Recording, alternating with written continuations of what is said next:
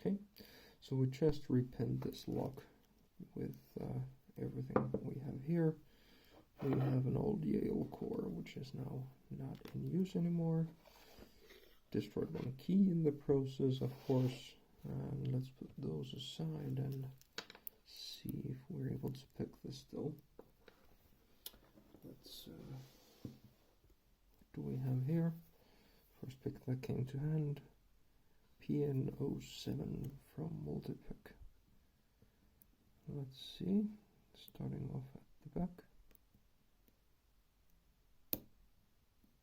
Click, click.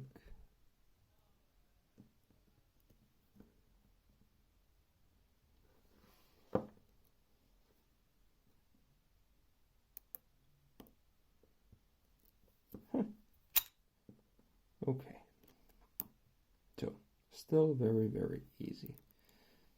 Doesn't seem to matter what kind of modifications I make to this. It will still have lousy tolerances and it will still make a bad lock. So there we go, we have a lot of spool flop here. Let's see if it was just a coincidence. We'll go last pin, click, and then we get third, I think.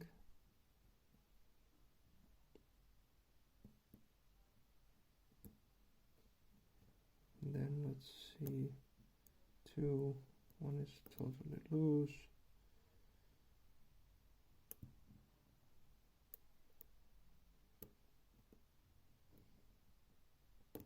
Okay, so the first go was a bit lucky, I guess.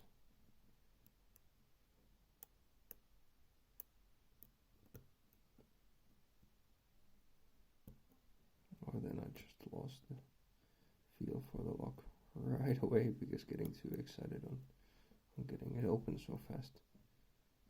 Yeah, it could be both. Okay, so now it's putting up a bit of a fight. Not able to feel who is who.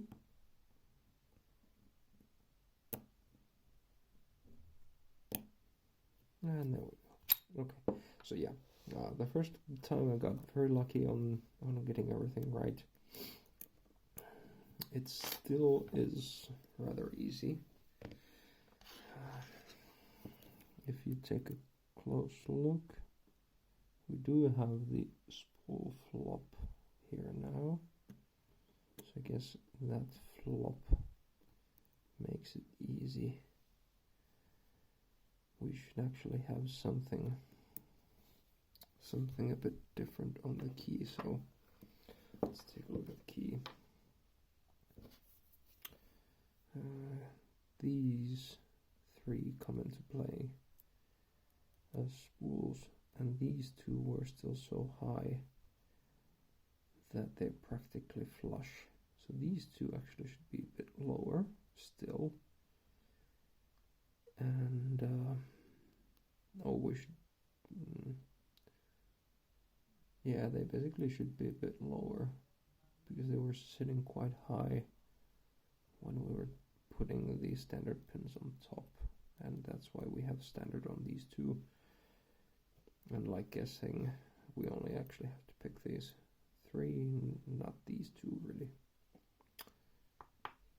So if we still want to make this a bit more difficult, we'll need to cut down one of these a bit lower, and